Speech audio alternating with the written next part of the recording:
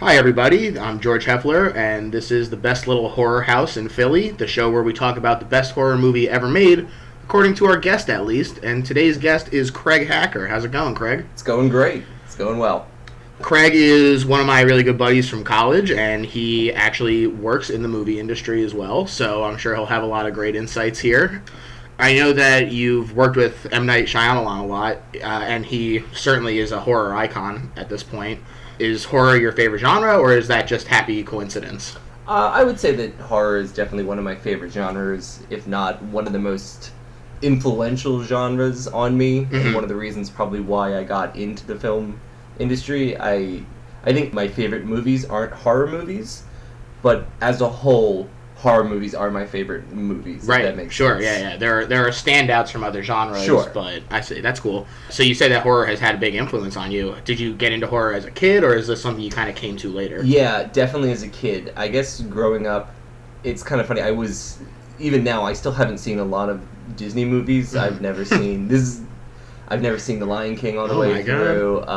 So I was raised very much in a house where we didn't watch those types of movies. It was like my dad, like as soon as he was like, they're ready for it, let's start watching the good stuff. Yeah. And this awesome. was at like age like 6, 7. Yeah. Like I started watching horror, and the only channel I would watch growing up was really the Sci-Fi Channel. Just Sure, I'm sure that was chock full of them. Oh yeah, so I grew up watching all of those schlocky, terrible sci-fi horror movies and science fiction films. That's awesome. So, yeah. I think that my dad probably wishes that was the case in our household. Not only was I a little cowardly boy, but also I had to get 3 different copies of The Lion King on VHS because I wore it out in different spots from watching it so often. So I think that he would have preferred horror stuff than Lion King. Yeah. Is that your favorite kind then, just because of a nostalgia? Is that kind of like schlocky B-movie horror, or do you like paranormal stuff? Like, what's your favorite style of horror? Well, I guess my favorite style of horror it's kind of odd, but I really love one room and one location horror films. Bottle horror. But yeah, is that what it's called? That's what I'm calling it right now. I love that name. That's a great name. Things that are really contained. I don't like necessarily like large-scale horror movies. I like the smaller, closer, more intimate horror movies. Sure, no, that makes total sense. Really get to know the people that are what they're going through. I guess you could call it character driven, but in the sense that like the characters are just reacting to the things that are happening around them versus they're like, we need to go do this thing now. Right. We need to run away and keep running and hiding, and we're being chased. So stuff like 10 Cloverfield Lane, probably right up your alley. Oh, I love that movie. Yeah. It's a great one, and if you haven't seen it out there, you should watch it, but it's very much contained into one small area, and it's the relationships between people that's where the horror comes from, and the confinement. That is sort of the case with the movie that we're watching today. We're talking about 1987's The Evil Dead 2, directed by Sam Raimi, starring the one and only Bruce Campbell, American hero. And I think that it was really interesting to me that you picked this movie, Craig, because I know that this franchise, each movie has its own really vigorous defenders.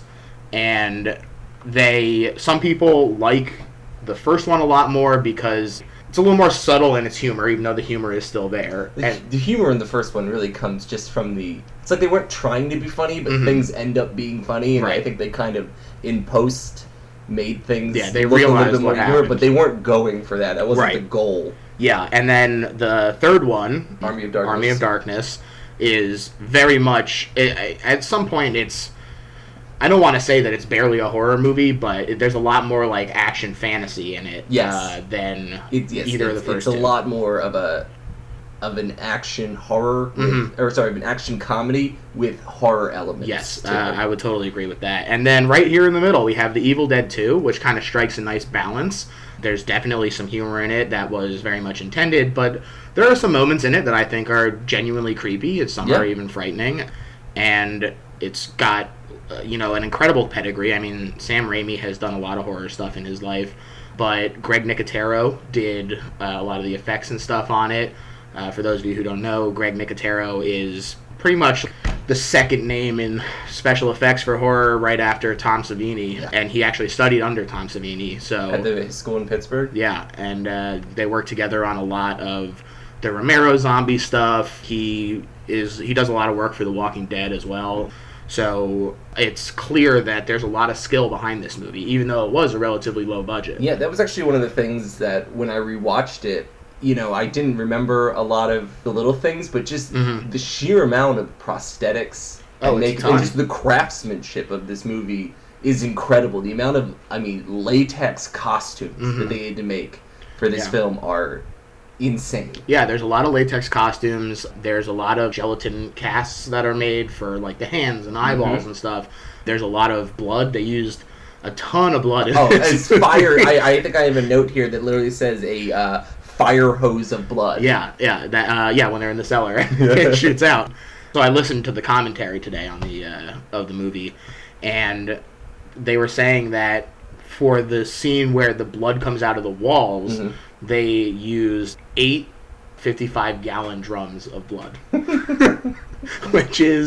a lot of blood, and it's crazy because in addition to using all that blood, the way they didn't film it necessarily directly in order. So when you hear them saying that they filmed the shots after it, before it, and they had to just kind of like be like, I guess this is how he'll look after all this blood is on him. Yeah, that's something that's definitely you notice a lot in this movie is from shot to shot. The amount of blood Annie at one point gets hit with the fire hose from the basement. And then in the next sequence, completely clean. She has this one splash of blood on her shoulder. Like hair is still like in the script supervisor's nightmare.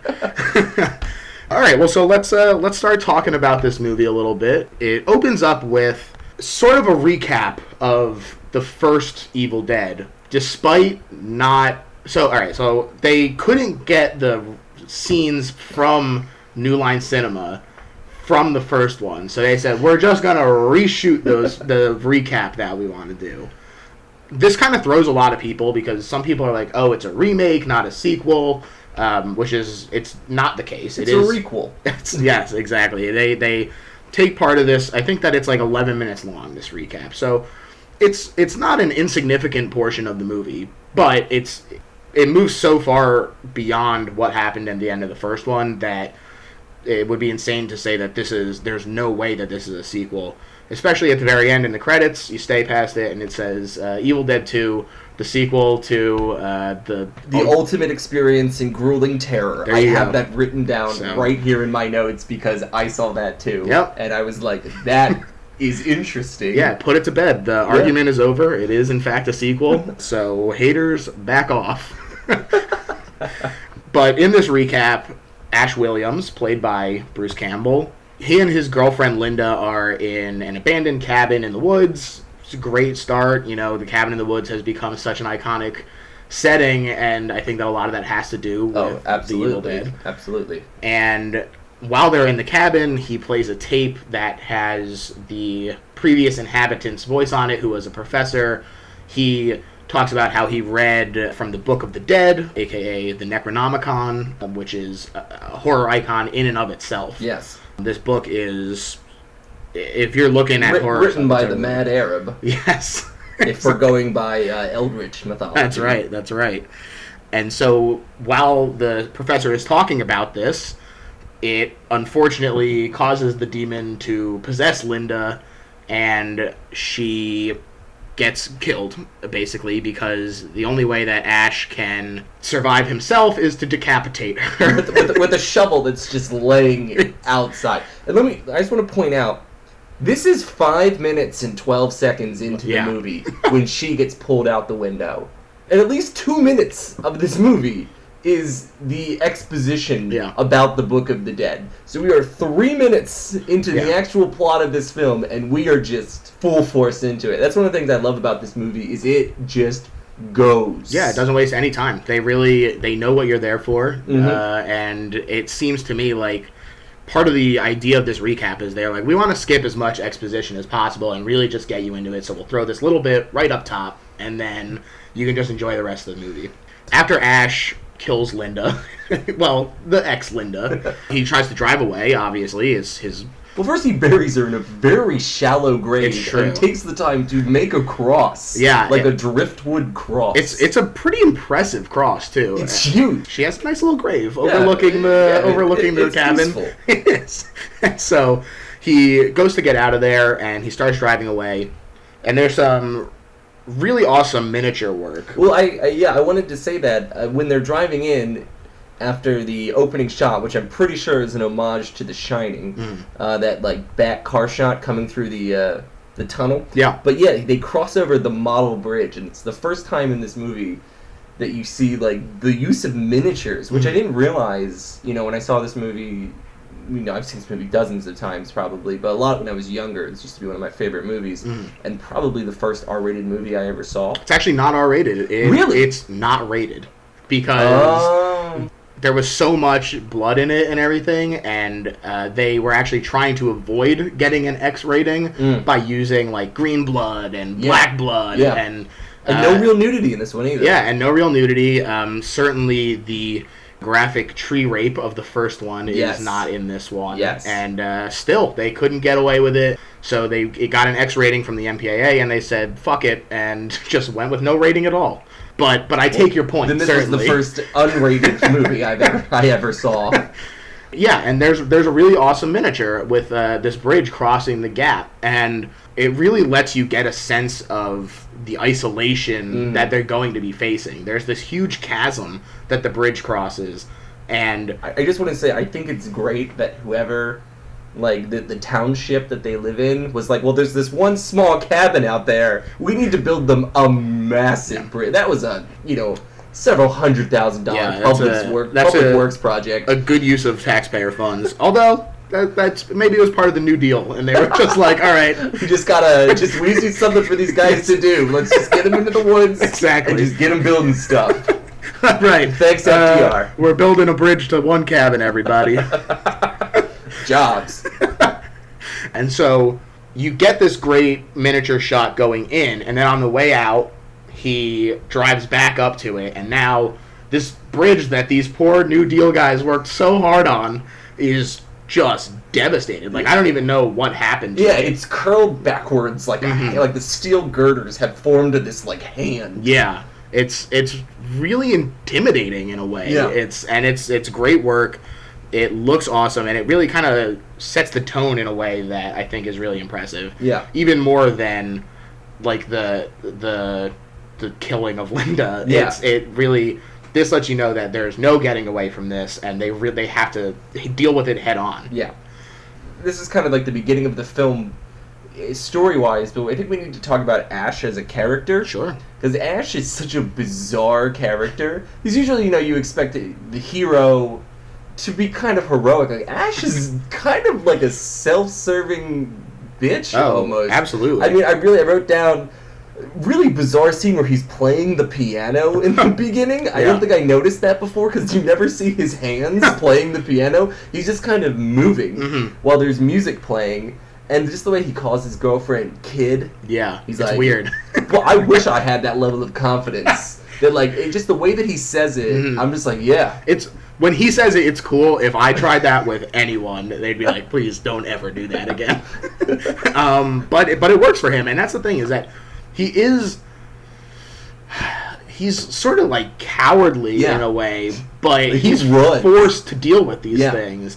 And so this kind of reluctant hero that he has to become is really interesting because he's also kind of the villain of the film too, because he takes his girlfriend to this abandoned mountain cabin that he doesn't own. The plot, they're breaking into this cabin. Yeah, she's like, what if they come back? And he's like, they won't. We'll tell them the car broke down. And we moved in? Yeah, I don't know. It's bizarre, but you know what? Somehow Bruce Campbell makes it work. He really does. He's just such a charismatic man that I'm like, yeah, all right, we're breaking into this cabin. Yeah, he's got charm oozing from every pore, almost as much charm as there is blood on him at the end of the movie. But it's you're right. It really is interesting that this is kind of the character that we're forced to identify with and be like, well, would I, in the same situation, act the same way? would I be a little bit cowardly, because this, if in real life, if this was happening, you'd be like, I'm shitting my pants constantly. There's so much scary stuff happening. Yeah, at the beginning of this movie, he really is like the reluctant.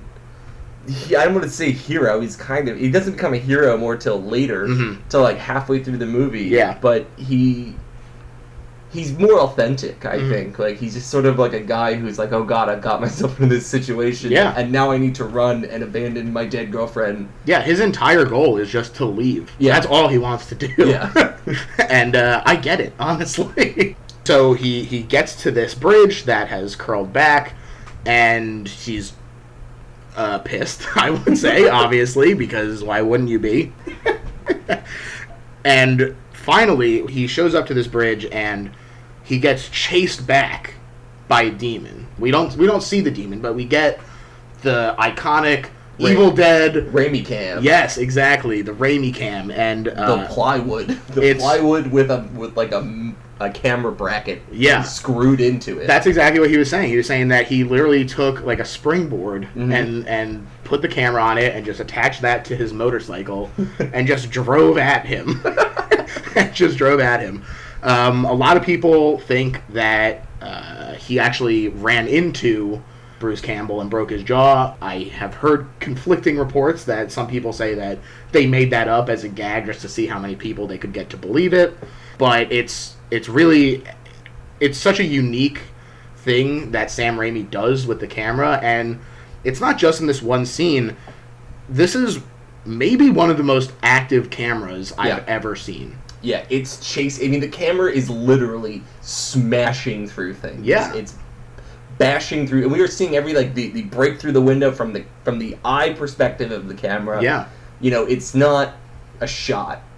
It is first person. It's a character. Yeah, it is a character. We are seeing through the character's eyes. Mm-hmm. You get these crazy pursuits. At one point, there's like a Dutch angle that's like 70 degrees. It's really intense, and all of this camera work, it's not just so that it's something for him to do. It all really adds to the movie. Like this Dutch angle is at a moment when Ash himself is most off kilter, and you know these pursuits are the spirit chasing him, and so it's really remarkable that Sam Raimi is able to turn the camera into a character in this way, in my opinion. Can you think of anyone else who does even anything close to this?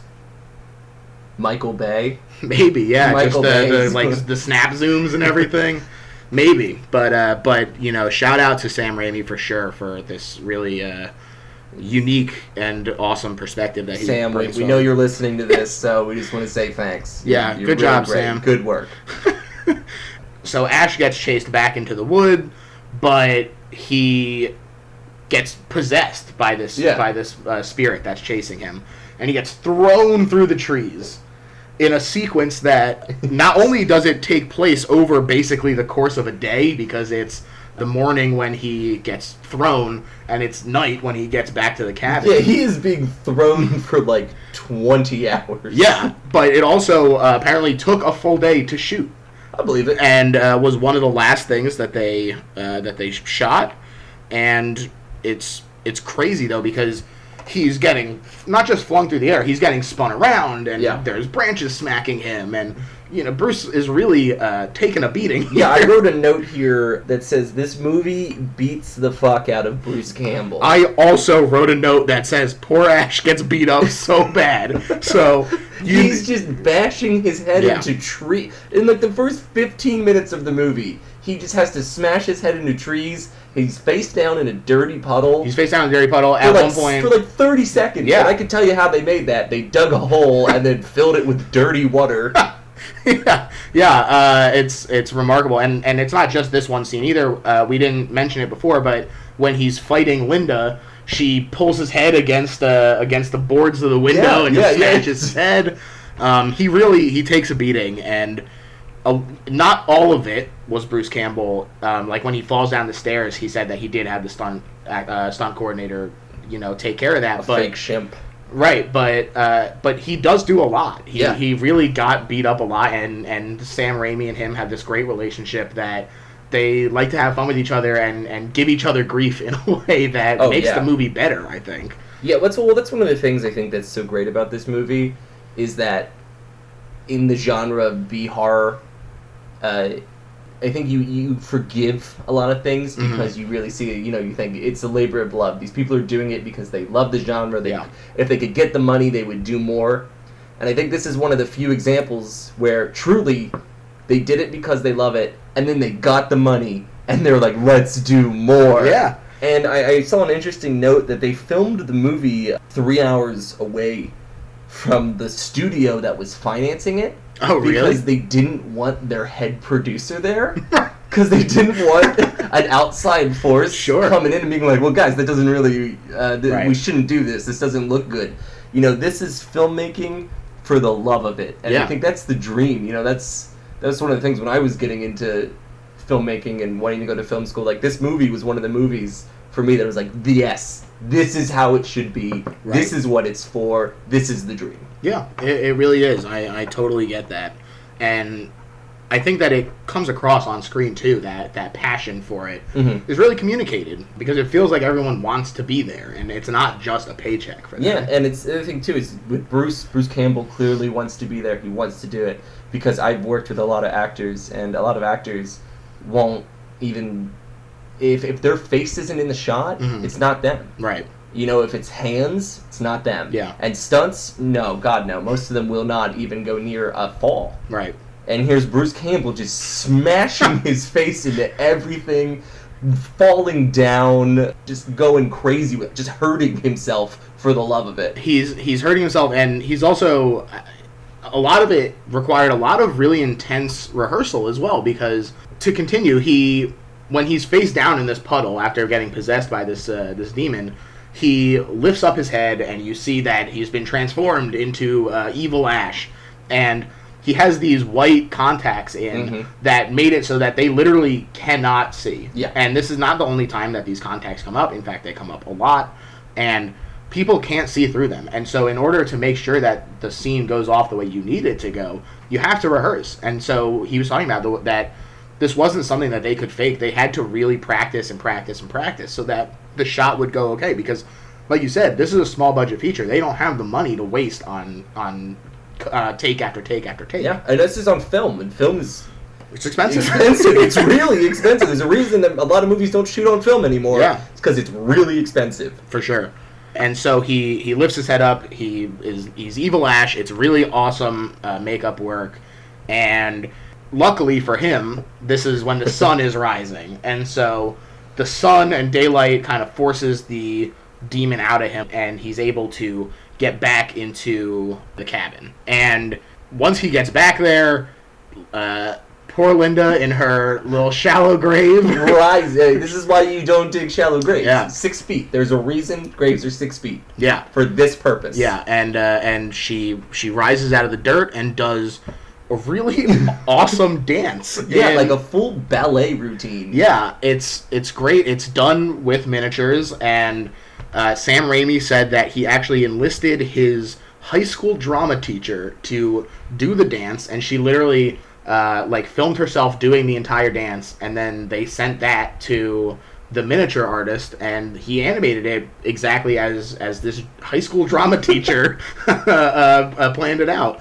And it works really incredibly. It's very creepy in seeing this kind of stop motion herky jerky movement.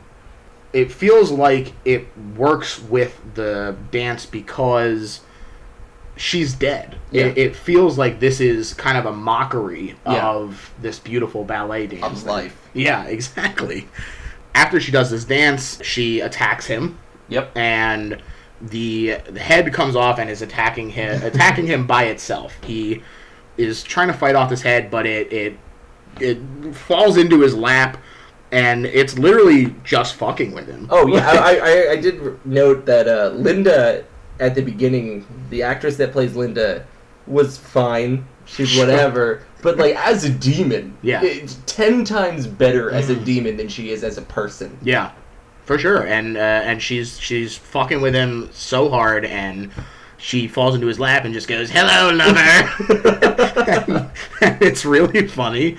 And she bites onto his hand, in a bit of foreshadowing, and Ash is smashing this severed head against every wall, and he stumbles out of the cabin, and he says, "Oh, work shed." Well, he doesn't say it. It's probably one of the most famous examples of like just dubbing with the character's mouth and not moving. Yeah. They're like, maybe I don't even know why they did it. Like, I don't think we need to say work shed. Yeah, he could have just gone to the work shed and we would have been like, ran outside and it. seen a work shed. And like, maybe there's something in there I can use, but whatever. It's magical. It sure is, and Bruce has a good sense of humor about it. In the commentary, he talks about how the first time that he met Kurt Russell, literally the first thing that Kurt Russell said to him was, "Say work shed," and so he runs out there and he sticks the head inside of a vice clamp, and he just goes to town on this thing with the chainsaw. Well, no, her disembodied hand comes in first, and he has to fight it with a chainsaw. The chainsaw that she comes in with. Yeah, that's right. She comes in with it because it's missing. And I love that when he pulls the curtain back, for some reason the chainsaw is behind a curtain, and there is a chalk outline of a chainsaw there. As if he's like, this is where this tool goes. Yeah, it looks like in the Hitman series of video games, like he has like a shed where all his weapons are in the second one, and it literally looks like that, where it's like, all right, this is my weapon area, and we need to communicate to people that this is where it goes. And I guess it's necessary, because if he had just opened it and there was just like two pegs there, I don't know that I would have been like, oh, of course the chainsaw goes there. I think it's just a great piece of comedic foreshadowing. Yeah. Where it almost reminded me of like a Naked Gun-esque joke, where it's like you see something and you're like, oh, I know what's about to happen, and then immediately it happens. Yeah. It's just so absurd, but it's phenomenal. He manages to fend her off a little bit as she comes in with this chainsaw, and he gets a hold of it and stabs her. She bends backwards, and it goes through her own neck, and then she's bashing it. She's trying to hit him backwards with the chainsaw through her own neck. Yes. It's really funny. It's some really great physical humor. And luckily he manages to get a hold of it and slash into the head as well. Yes. Which, it's sitting there just laughing the whole time. And it's really awesome. He does a great scream when he sure does it. does. Ash does a number of fantastic screams. Each one different, too. Yeah, it's nice that it's, some, like, scream queens, as the term goes, they have a very distinct scream. Bruce Campbell manages to have several distinct screams. It's really impressive. And also, I want to note that right now we're 14 minutes into the movie. It's action-packed, folks. It really is. And so after he finally manages to kill Linda for a second time now, his hand gets possessed, and he's going nuts, basically. And he goes back into the cabin, and he looks in the mirror, and this scene is it's awesome. It's one of my favorite scenes in the movie, where he's looking in the mirror and he's like, I'm fine. And then, not evil Ash, but a mirror version of Ash is like, are ya? And he's like, we just killed our girlfriend with a chainsaw. We are not fine. Yeah. And he comes through the mirror and attacks Ash, and he stumbles away, and he looks at the mirror, and it's back to normal. Yeah. And you're starting to be like, oh, is he, like, going crazy? Is this psychosis starting to take root? Let me ask you a question. Do you think that this film would fit into the category of H.P. Lovecraft? Are Kandarian demons a metaphor for the old ones? The Necronomicon, obviously that universal piece of the MacGuffin of horror movies. Yeah. Just whenever you need something, it's in the Necronomicon. Yeah, I think that if you hadn't suggested it, I don't know that I would have been like, oh, of course, this is part of H.P. Lovecraft style stuff. But now that you've said it, I think that I would definitely agree with that. Yeah, I just think, like, the themes of just, like, lesser gods and the ability to, like, commune with this other realm. Because they don't... And the madness that takes hold of people. And yes, just like... And there's even a part where, later in the movie, where a ghost says, save my soul and save your minds. Yeah. Like, definitely heavy on the madness there. Yeah, it definitely feels like if it's not a direct, like, plot into it, it certainly takes a lot of influence from it, I would say. The hand that Ash got bit on, the veins turn black. and it's really gross looking. Yeah. And it becomes possessed, and it starts to try to kill him. And I have to say that this is some really impressive acting from Bruce Campbell. I was going to say the same thing. It's an incredible physical performance where it really looks like it's being controlled by something else. His hand looks separate from the rest of his body. Yeah, the ability, he literally makes his own hand another character that he is acting. His scene partner in this scene is his own right hand. Right. I mean, to a certain extent, Bruce Campbell has had to carry a lot of the load of this movie on his back at this point. It's certainly, he's the main character moving forward as well, but more characters start to get introduced. Yeah. This first part of the movie, besides Deadite Linda, which is really, it's a character, but it's more just something for him to like bash half up the against. time it's not even a real person. Right. It's And so dummies or puppets. So it's Bruce Campbell just having to exude that charisma again and keep people interested by just himself, and he does it. It's a really remarkable job. And he just beats himself up. He sure does. He beats himself up for our enjoyment, and for that we can only thank him. And this is one of the gelatin molds that I was talking about. It comes into play here. It's the hand looks great. Yeah. Greg Nicotero was talking about in the commentary about how they had tried to use like a foam one at first, and it looked too rubbery.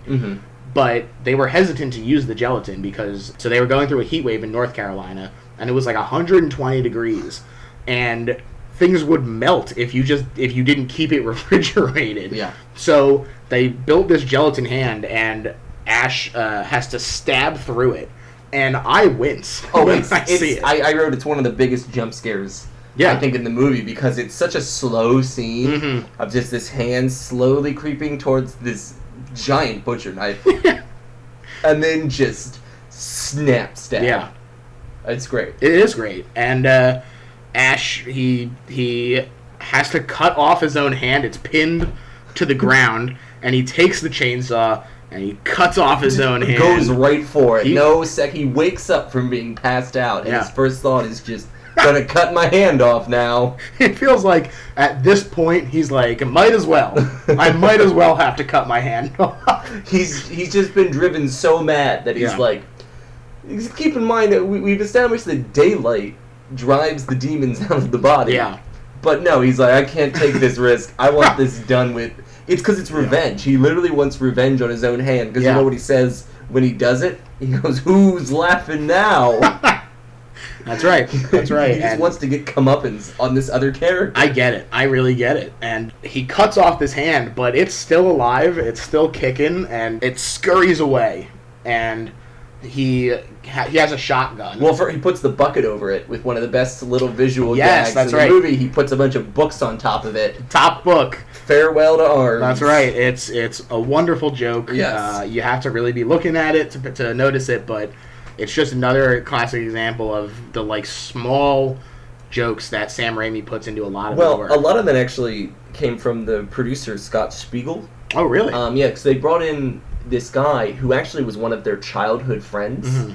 When they were kids, Sam Raimi, Bruce Campbell, Scott Spiegel, Ted Raimi were these ragtag guerrilla filmmakers who would make 8mm films like stop motion, and he really leaned towards comedy. So when they decided to make this movie, very much in line with that, I only want my friends here, this is a labor of love, he called his old friend, their old friend from when they were kids, and was like, I need you to help me make this funnier. Well, he did a great job with it. Yeah. It's interesting that you mentioned their guerrilla filmmaking days in their youth, because one of the few things that came back from the first Evil Dead, because this is 6 years later this movie is made from the first one, and so a lot of the sets and props and everything got either torn down or just vanished into the ether, as the cabin burned down. Yeah, and so one of the few things that did come back is the tape recorder, which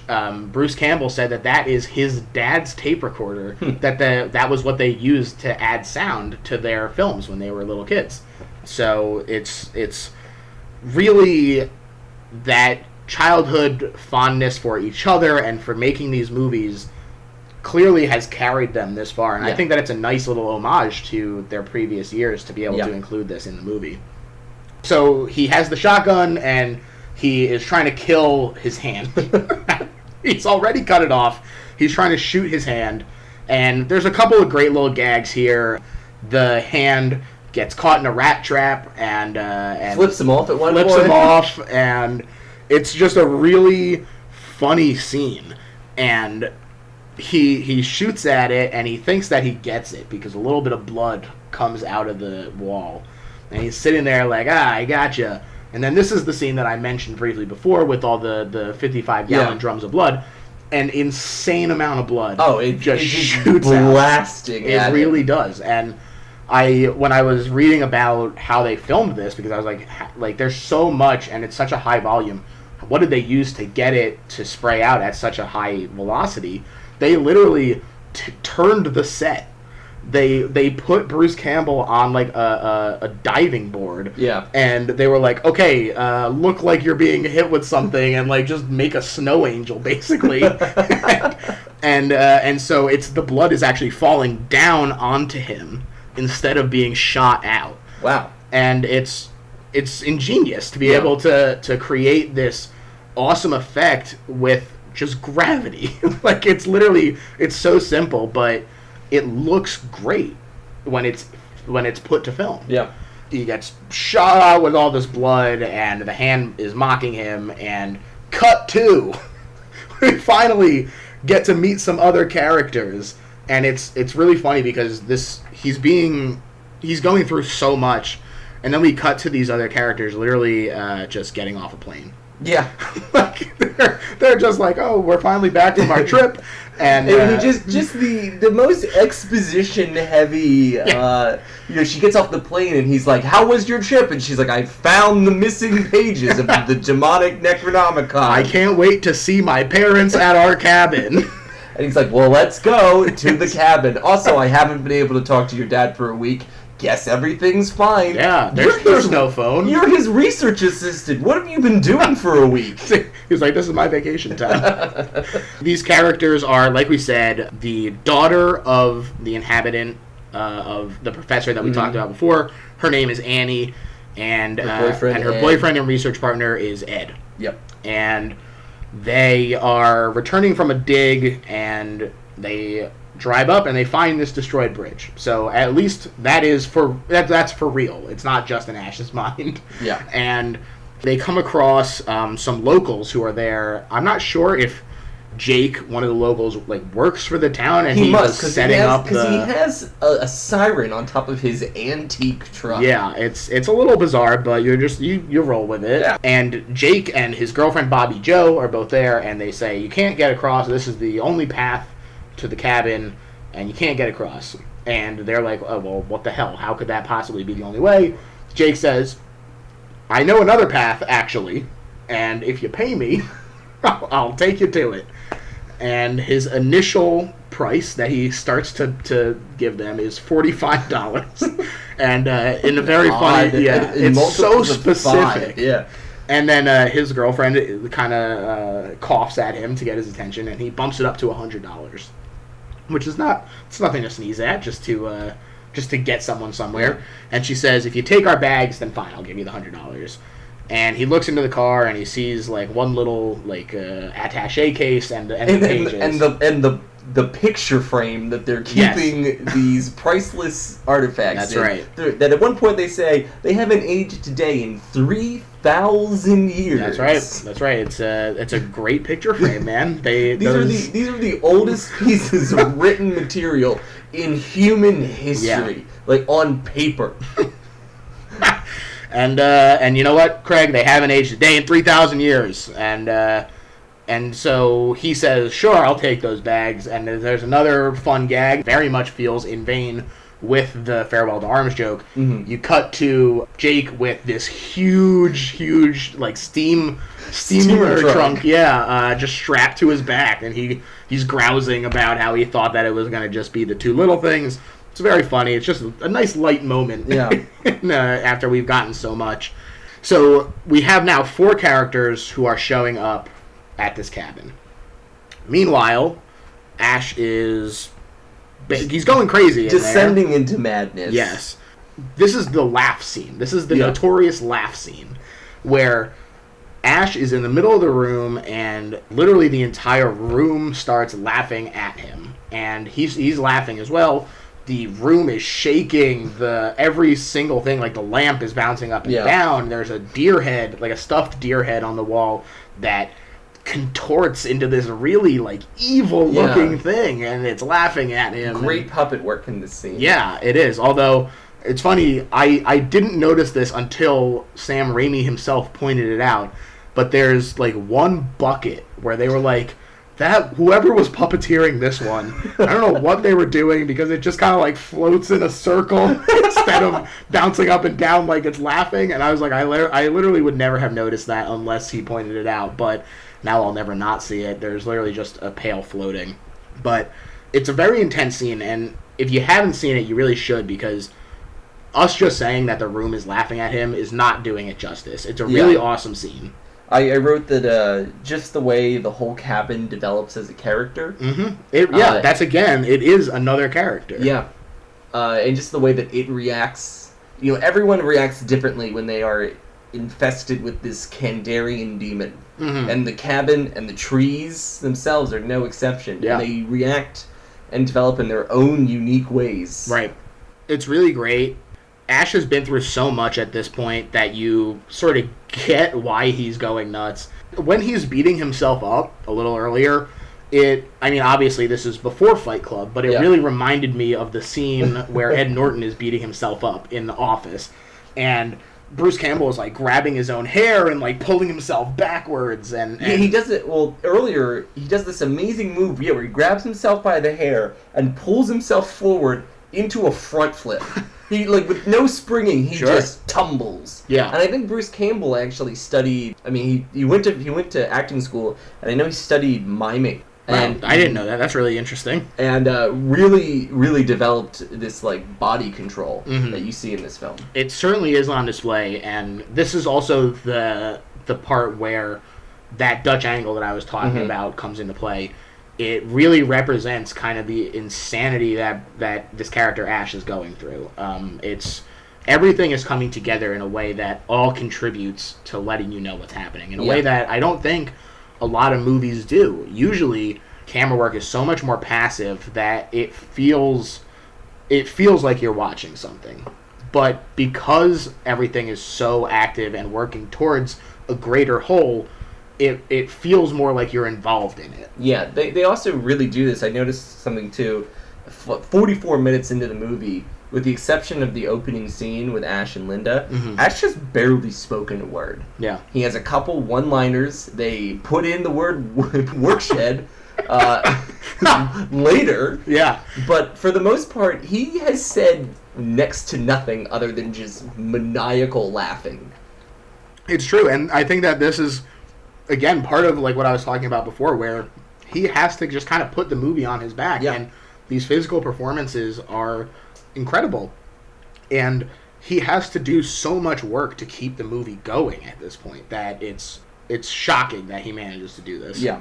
Now, he's doing this, and the four other people, Bobby Joe, Jake, Ed, and Annie, they show up, but we don't necessarily know this, and the meeting happens because Ash hears a sound outside, and he shoots at the door, and nothing really happens. He thinks that he's just like, oh, all right, I guess there was nothing. It's silent for a while, so he puts the gun down, and he's like, okay, I guess nothing's going on. He puts his head outside, doesn't see anything somehow. And then really bizarre, he steps away from the door, and we see him, and then just out of nowhere, Jake seems to appear and tackle him. Yeah, he comes out of nowhere, but he gets the jump on Ash, which again, this kind of plays into that sort of, this is not a hero.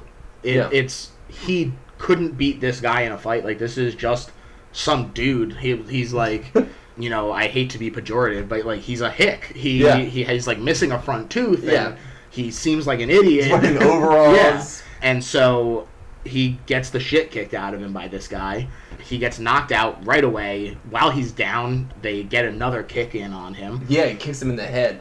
Which, interestingly enough, again, this is from the commentary, Sam Raimi was saying that is one of the few scenes that got cut in the UK because you're not allowed to kick a man while he's down. And so that one little bit gets cut where he kicks him in the face, and so America, you get to see that. So that's nice. Land of the free. Yeah, and so they're kind of discussing what to do with him and where Annie's parents might be while he's passed out. And I think that this is the interactions between Annie and Ed and Jake and Bobby Joe is really interesting to me because they do a really good job of kind of communicating this like class struggle between them, where they are pretty antagonistic towards each other despite the fact that they are ostensibly working together. And this comes across when they're trying to bargain for more money, and Annie doesn't really bat an eye at the increase in price. Yeah. They're dressed very differently. Ed literally has like a sweater tied around his they're neck. the classic 80s yuppies looking. Exactly. And it's really interesting that they managed to create that conflict as just another layer in addition to all this other stuff.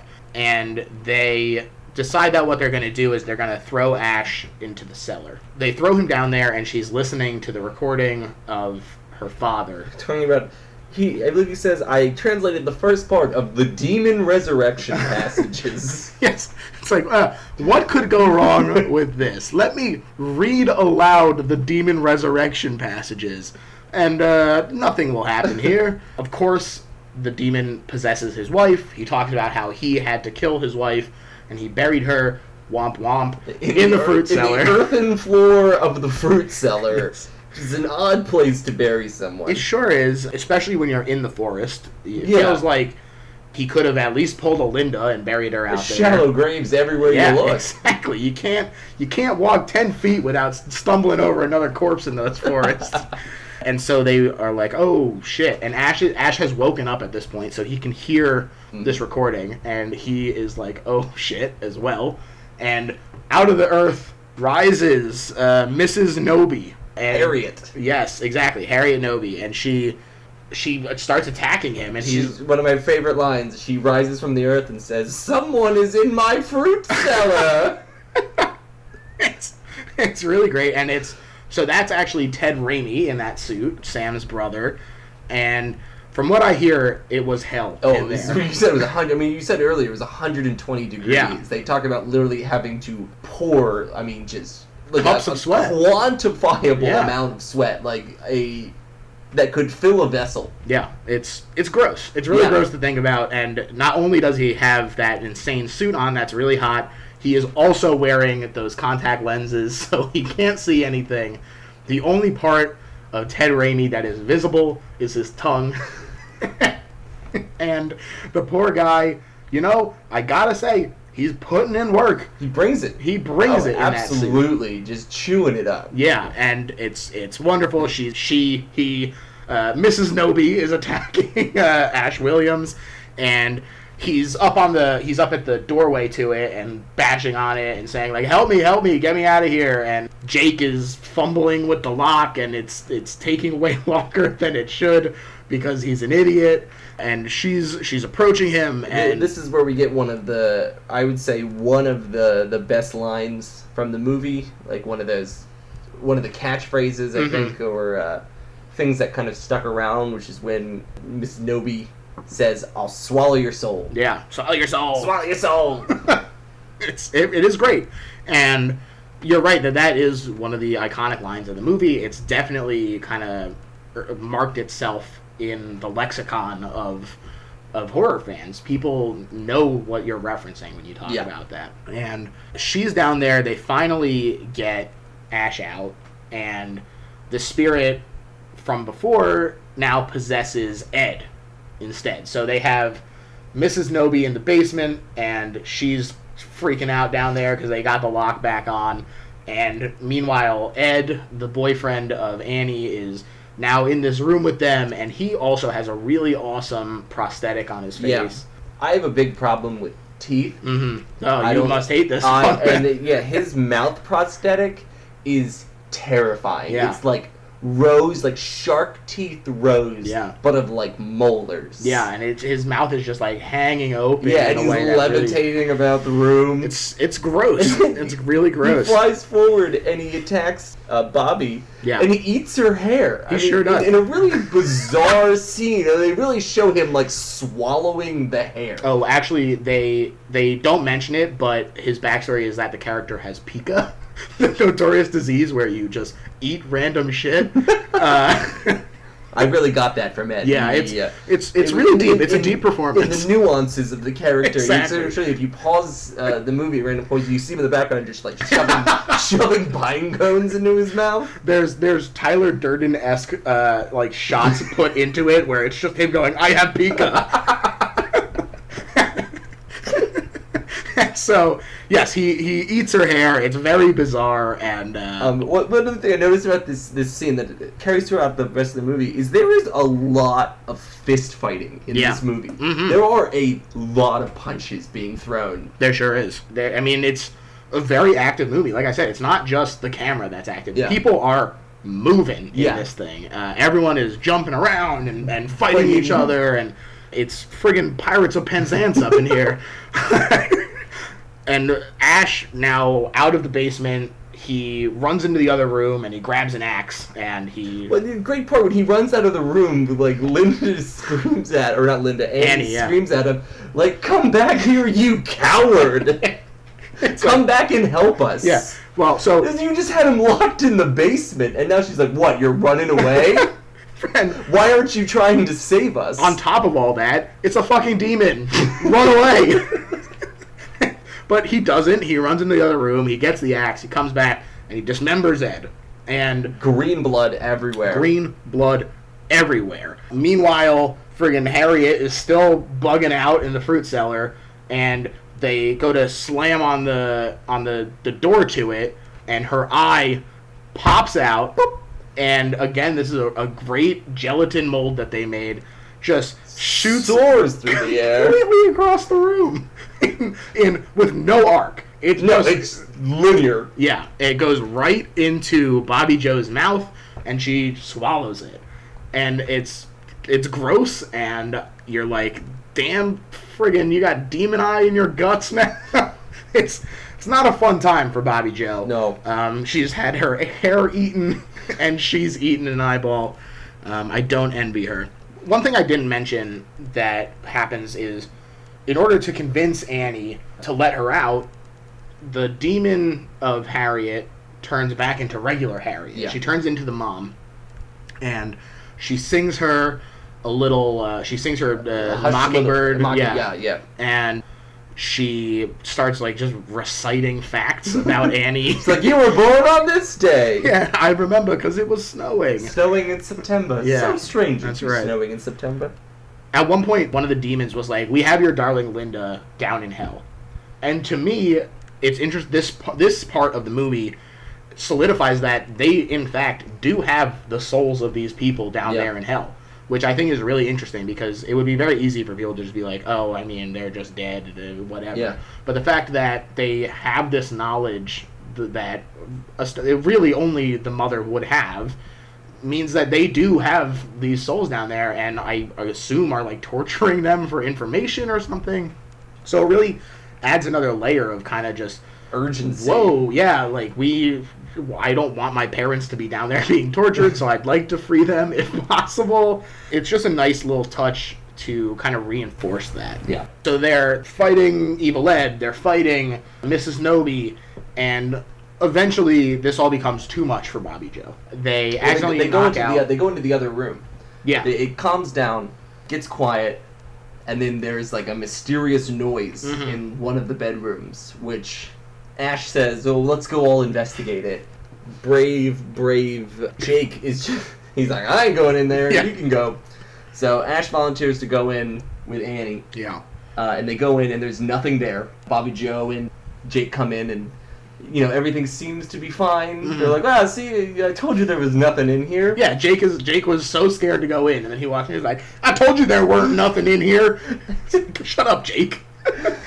And then they get the classic, the lights start to flicker. That's right. The lights go out, the lantern Yeah, the lantern gets knocked over, and it gets knocked out, basically. The flame goes out in the lantern when it falls, and... Well, it goes out because Bobby Joe's like, why are you squeezing my hand so tight? That's right, that's right, yeah. Yeah, she says, you're holding my hand too tight, Jake, and Jake says, I'm not holding your hand, Bobby Joe. And she looks down, and there's the remote-controlled version of this hand that they built. And it's squirming around, and she's freaking out, and she is waving this other hand around. And in her flailing, she bumps into Annie, who is holding the lantern, which, by the way, Annie takes this lantern when they still think that there is something in this room. So I don't know what she thinks she's going to do with this lantern as a weapon. Like, Ash is going in there. It's to give light. I mean, the lights are on, Well, when the lantern goes out, though, it goes pitch dark immediately. It's true, but the lights were on, so I don't know what she was doing. But regardless, Bobby Joe is flailing around. She bumps into Annie, and this is when the lantern falls, and it gets turned out. Obviously, at this point, Bobby Joe has had enough. She has gone through not quite as much as Ash, but certainly a lot. She's hit her breaking point. Yes. And so they turn the lamp back on, they light it up, and they look around, and Bobby Joe has vanished. And she has run out into the forest, this terrible forest that we know about, but, she has no way of knowing that this is a death trap, basically. And Jake is like, where's Bobby Joe? We have to go find her. And it cuts to her perspective a little bit, because Ash is like, if she's gone out there, she's dead already. Yeah. And Bobby Joe is running out there, and this is when the trees start to grab at her. Yeah, an homage to the first film. That's right. It's very intense. It's not as intense as the first movie, but they are grabbing her and like tearing her clothes a little bit and dragging her. They're like stabbing into her face. Exactly. It's genuinely, I think that this is probably the most unsettling scene in the entire movie. I would agree with that as well. The branches are just stabbing into her skin and like embedding in there. It looks like a most parasite. People just get like instantly possessed. Yeah. So they're kind of unaccountable for their actions. Mm-hmm. She is getting tortured. Yeah, it's really brutal, and she's getting pulled through this forest. Again, it's just sort of, I don't envy her. It's not a fun time for anyone. No. But she certainly seems to get one of the worst deaths in this movie. And Jake is not having it. He's like, we got to go find her. He managed to get a hold of the shotgun as Annie and Ash are trying to translate the pages to figure out how they can stop this whole situation. A great part in here where they must have been very confident in this film, mm-hmm. because they very explicitly set up the sequel. Yeah, it's really in this part insane that they are like, yeah, we're gonna set up this crazy idea. Yeah, I think it's really rare in a movie to set up the sequel not in like the last 5 minutes. Yeah. Or a sequel that's not like rules based, like a Jason movie where it's like, oh, in the sequel, Jason's coming back. Right. In this one, they set up such an outrageous sequel that in the 13th century, the hero fell from this, and it's very clearly Ash with his chainsaw hand. That's right. And shotgun. Yeah, the boomstick. That I was like, I don't remember this. But this is amazing that they would take the time to do this. That Sam Raimi was like, I know where this series is going. Yeah. This was the goal all along, and I'm going to make it so that if I do get the opportunity to make a sequel, there's only one way it can go. Yeah. And there's also a great line here where Annie is telling Ash about this hero who was prophesized to destroy the evil, and he fell from the sky, and he saved everyone. And Ash looks around and he says, well, he didn't do a very good job. And we see that it's him, and it's very funny, but he says it so unironically that it works beautifully as a piece of irony. Yeah. And they're trying to figure out how they can stop this whole situation. Jake gets the shotgun, and he says, we got to go find Bobby Joe. He takes the pages that they had, and he throws them down back into the fruit cellar. A real dick move on Jake's part. There's pages in my fruit cellar. Exactly. Yes, Henrietta gets a little reading material. at least. So it's a little generous of him, but pretty rude to the rest of the crew. And he pulls them out to the forest. They're looking for Bobby Joe, but again, Ash gets possessed out here. Yeah, I wrote the rules of possession in this movie are not very well defined. It's true. But it's great because they're just, you know what? You never know when somebody's going to get possessed. That's exactly it. Normally I'm a big proponent of horror needs to have rules.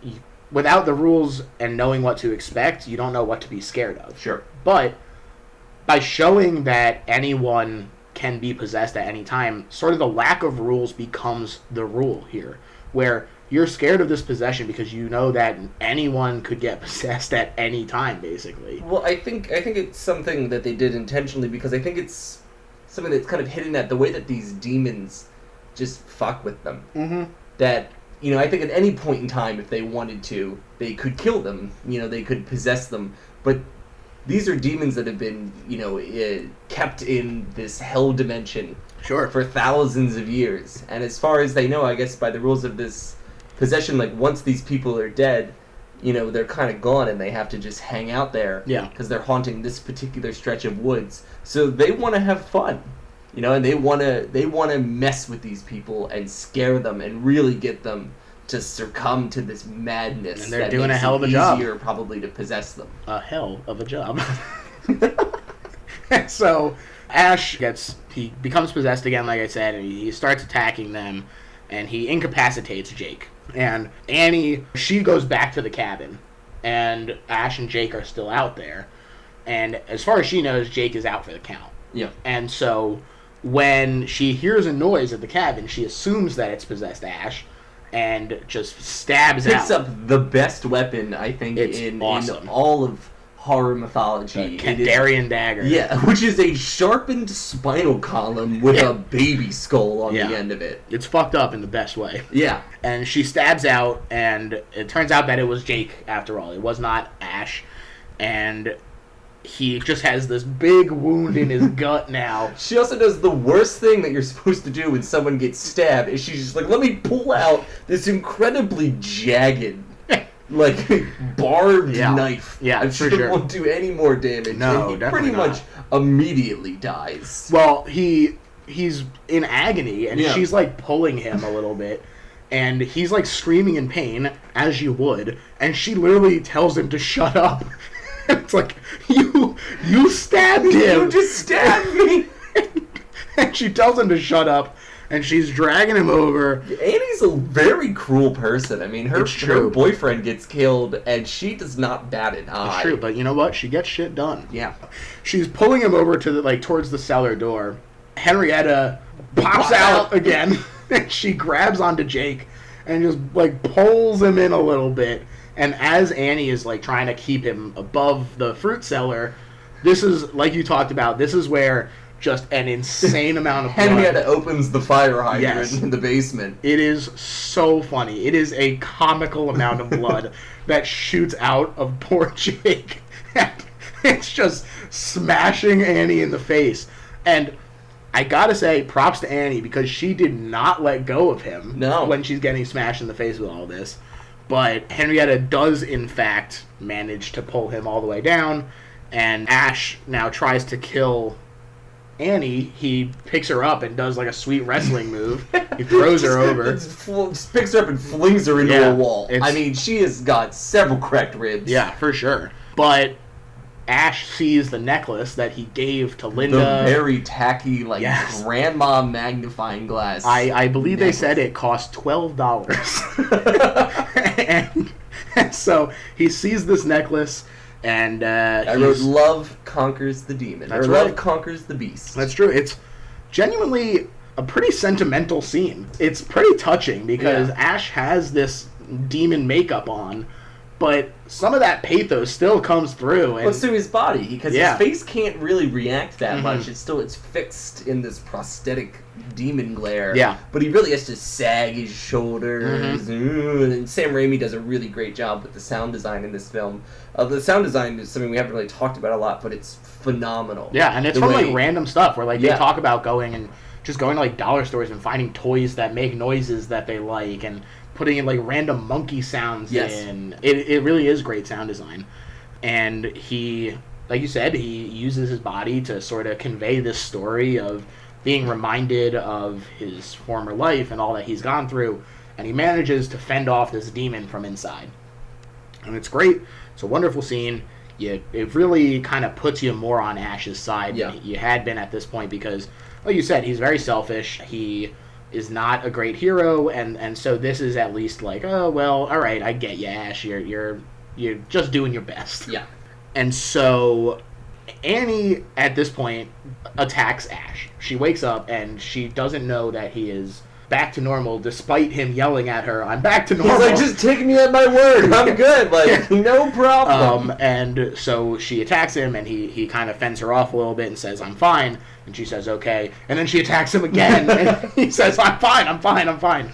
And she sort of believes him when he, like, goes back to, like, hit her, but then, like, stops himself. And she says, okay, you're fine, but for how long? Yeah. Which is, again, sort of that point of you never know when this is going to strike. Yeah, you don't know the rules of possession in this world, and the characters don't. And I like that they mention that. Mm-hmm. They don't know what's going on. There's no way to know, so better just kill him now. Exactly. But Ash manages to convince her, and she realizes that she needs his help. And so Ash and Annie attach the chainsaw. Well, we're just going to talk about this montage for a second, because it's phenomenal. Yeah. This is when this movie is a movie that shifts multiple times into just different sort of, I wouldn't necessarily say genre, but like different tones. Sure, it pivots a lot. It pivots, and this part, through this very bizarre mechanical like snap zoom montage of them building this chainsaw hand. It's great. It's really great.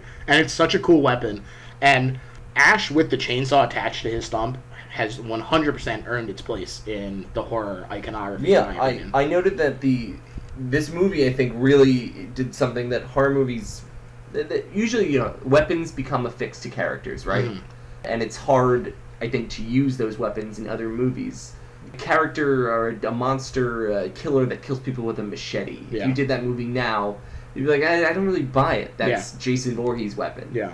The chainsaw for years was the Texas Chainsaw Massacre. That's the association that has. And I think this movie is one of the few movies that is able to take something that has already been established as a symbol of terror and to turn it into a symbol of heroism. Yeah. The chainsaw to me is not a scary weapon. It's a demon-killing weapon. It sure is. And it's great. It looks cool. He's cool with it. He uses it to, like, saw off the shotgun. I don't know if that's how that works. I don't either, but who cares? It looks so cool. He just flipped, when he saws that off, elbows the barrel off, and then just does a sweet gun flip into his back holster that he got somewhere.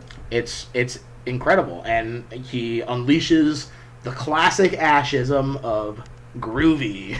And you know what? I actually paused the movie at this point, and I just tried. I was like, groovy, groovy, and I was just trying to say it because it's such a ridiculous word.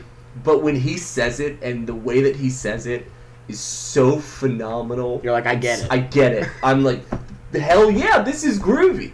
And I just tried myself. If you're listening to this right now, go ahead and just pause it for a second. And I want you to just try and say groovy in a way that sounds cool, and it's almost impossible. It can't be done. It's a word that's been lost to the 70s and 80s, unfortunately.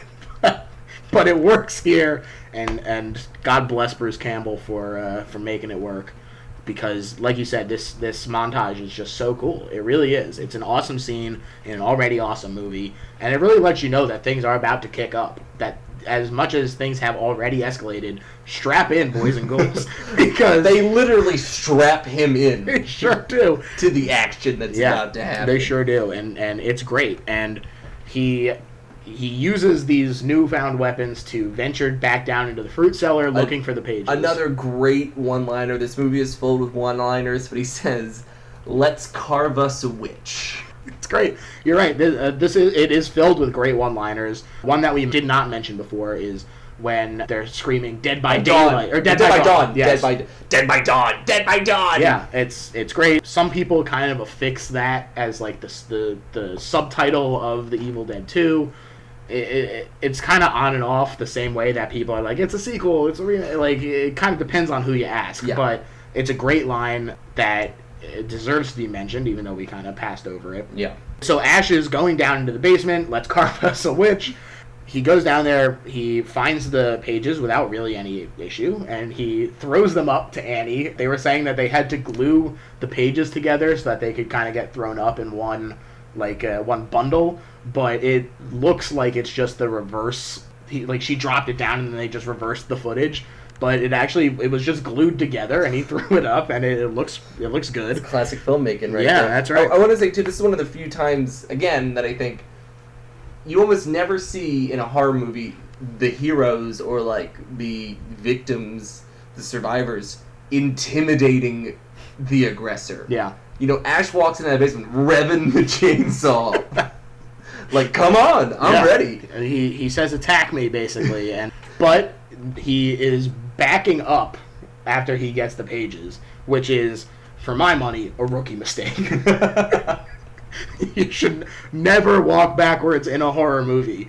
And because of that, as he throws the pages up to her, he gets attacked from behind by Henrietta. He's running up the stairs and she's attacking him, and she transforms into this long-necked, crazy Brontosaurus. Yes. Henrietta. It's really crazy. It's another great makeup, special effects work thing. It's really great mixture of prosthetics, stop motion, trick photography, puppeteering. Yeah. This sequence is all in all incredible. Yeah. Because we really see a lot of the Henrietta. She comes out, she's like flying in that fat suit, that poor... Oh, Dad. You can see the sweat pouring out of his ear. It's gross. It's really gross. And it lends a lot, it honestly. does. And I wanted to mention that the Henrietta suit, which, like you said, you can really see it at this point, she kind of reminds me of a Cenobite a little bit. Yeah. She kind of looks like Butterball, where she, has these big open wounds on her stomach, and, she's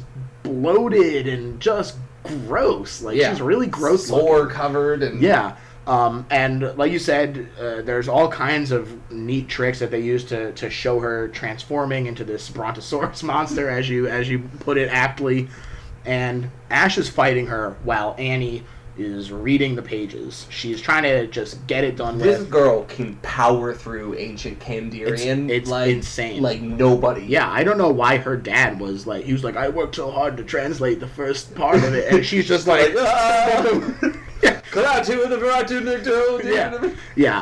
and she's reading this off, and Ash manages to kill Henrietta because she gets the upper hand on him, but then Annie notices this and she recites the Mockingbird song back, and it you're not sure if it's actually connecting with the mom or if it's just shocking to this demon that they're trying this, but it's enough of a distraction that she turns towards Annie, and Ash, he carves him a witch. He sure does, and she arms go flying. Yeah, the head goes flying as well. He really slices her up, and the head's on the floor, and it screams at her. Great sound though here, where as the head is the neck is.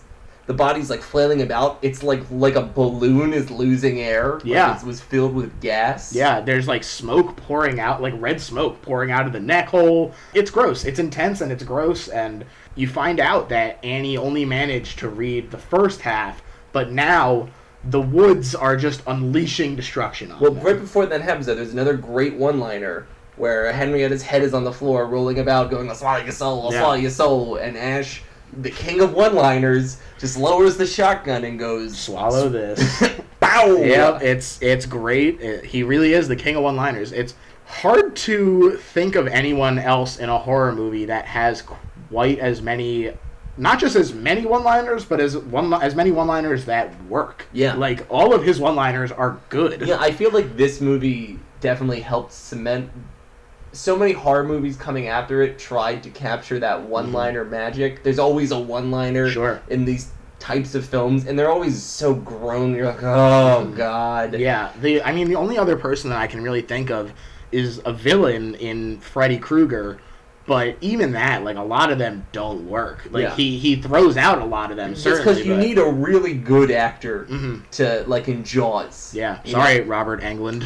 You just can't pull it off. Smile, you son of a bitch. Like, great one. Yeah. Great actor to be able to deliver it correctly, and it lands. Yeah. Because it needs to feel like authentic dialogue from this character. Yep. And it does from Ash. And so the woods are unleashing destruction on this house. There's, like, trees just smashing in windows, and everything is falling apart. And I gotta say, they are really getting their money's worth out of this set. He said that this was the last thing that they filmed, and so it is truly getting torn down. Smashing it to pieces. Yeah, this is the beginning of the teardown process. They are going to strike the set. Let's get the giant hands in. Let's start sweeping. Let's just roll some cameras while we're doing it. Take the grip. Just have him tear down a window. Everyone pick up a C-stand and start smashing. And it's great. It's pretty scary to see all this stuff just come out of nowhere. They're literally surrounded by the forest itself trying to kill them. Yeah. They're doing this, and this demon sticks its head right through the door, and Ash is trying to figure out what to do, and Annie's like, the only way we can do this is to finish the chant, and so she goes to read the second half, but as she's doing that, here comes, I guess, like, the reverse Deus Ex Machina of the possessed hand of Ash returns, and it stabs her in the back with the Kandarian dagger, and she... Again, lending to my theory that Ash is the true villain of this franchise. Wow. Wow. You know what? You might be right. He kicked off a lot of the issues here. Yeah, he brings everyone to their death, pretty much. Yeah. Really, because if she had just gone to the cabin, like if Annie had just gone to the cabin, played the tape recorder, and summoned the demons, she'd be like, oh shit, and then before things got bad, she's like, well, here, I got the spell to reverse that, like, put that to bed real quick. Yeah, exactly. And so things seem dire. Ash is being attacked by the spirit. Seems like Annie is done for, but lo and behold, she manages to pick herself up, finish the chant, and it opens up a portal through time and space in the forest, and it sucks out the spirit demon, and... Ash, though, gets one great scene where he gets to stick his chainsaw into the eye. He sure does. Oh, also, I should mention that there's a really cool moment when the demon first comes into the room. There's a really cool effect where not only does Ash, like, he gets, like, gray streaks in the side of his hair. Yeah. And that's cool, but one thing that I hadn't noticed the first couple times I had seen this movie is that the flowers next to him also die. They wilt and they die the same way that, like, even these plants are scared of this demon. Well, I think this, this goes back to these demons being elder gods. If you look upon an elder god, it is usually instant madness. Yeah. Right? This is a minor god. Yeah, this is a spawn of an elder god, exactly. a child of Hester and the crawling chaos, if you will. I will, Craig. And so they open up this portal, and it sucks out the demon, but it also sucks out Ash. He's doing his best to hold on, but the poor guy has one hand. So he's like holding on to a counter, and the suction is so powerful that the counter literally tears up. So he's holding on to this counter, and as he flies backwards, the counter catches on the door frame, and it's enough to send Ash flying backwards. And he's like, how do we stop this? Like he flies into what I called the Christmas light zone. Yeah, that's right. Is these bright, like... It looks like Christmas lights. It kind of reminds me of, like, the inside of the TARDIS, too. Yeah. It's very bizarre, but some, like, weird violin music plays. Yeah, I noticed that because it goes from this big, swelling, like, very loud scene... Destruction, yeah. ...to this very quiet, like, of just Ash being like, oh! Yeah. With this very weird violin, like... notes playing. It's bizarre. He doesn't know how to stop it, and it's funny because the whole time she's like, I know how to open up this portal, but no one ever is like, I know how to close the portal too. So you don't think about it until that exact moment, but you're like, oh shit, yeah, how do they stop it? But they don't. The portal sucks in the demon, it sucks in Ash, it sucks in his car. The classic. The classic. They fall through and they land, lo and behold, in 1300 AD, exactly where the Kandarian script was from. Probably one of the best surprise twists of an ending, I think, of any movie. Yeah, it's very fun. It's very, like, goofy. Like, I don't think any other movie takes as big of a swing with an ending. Yeah. Like, as big of a 180. Sure. Yeah, I mean, especially for one to take this big of a swing and then follow through on it. Yeah. Like, I mean, I'm thinking of, like, in Jason Goes to Hell, Part 9, like, the, like, hands come up from hell and drag them down, and it's like, oh, by the way, we're just going to do space for the next one. So, like, they abandoned it. This, like, they took this swing, but they abandoned it afterward. And that's not the case for The Evil Dead. They took this big swing, and they followed through on it, which is really impressive, and it's nice for that. They're like, we're gonna continue what we promised you. It's great as a viewer. It's impressive for the filmmakers themselves. Well, it's Sam Raimi being like, this is mine. This is for me. This is for my friends. This is something that we want to do and we've always wanted to do. Yeah. And this is what we originally wanted Evil Dead 2 to be. Mm-hmm. But they couldn't get as much money as they wanted. Because they were going to have Ash get sucked back in time, like, immediately. Right. And they're like, well, we can't get that much money, so we're just going to spend it all on making this tight, pretty much one room, or one location horror comedy, and then if this works, we're doing what we want. We're really doing what the whole goal was the whole time. And thank goodness that they did. So Ash lands in 1300. There, he's confronted by a group of knights who think that he is one of the demons. They call him the Deadeye. They spend a lot of money on armor rental for this scene. Oh, it's a weirdly large amount of knights. Where you're there's like 75 knights on horses. And so they think that he's a Deadite, and they're getting ready to kill him. But then an actual Deadite swoops in from the sky. Ash pulls out his shotgun and he blows its head off. And it's very fun, and it's very cool, and he looks like a cool guy, and all the knights are like, oh, hail the hero who's fallen from the sky to deliver us from the Deadites. Yes, and he's like, he screams, he's like, oh shit, that was me, and it's really funny because not only is he screaming, but as they're chanting, you're just like, there's like one knight with his helmet up, and you're like, is that Sam Raimi? It is. It's Sam Raimi with his helmet up, and in the commentary they said that one of the knights with his helmet down was Ted Raimi, so he gets a second part, again completely covered and in a hot suit of armor. So poor Ted really took one for the team on this movie, but God love him, he puts in a hell of a performance, and it's this awesome setup for a sequel. At the end of the first one, it ends when Ash gets possessed, which is why there's sort of the recap at the beginning of this one. Yeah. And it's an interesting setup for a sequel, but we've seen it before at this point. It might not have been the case when Evil Dead 1 first came out, but as looking at it from the context of 2019, it's not quite as unique.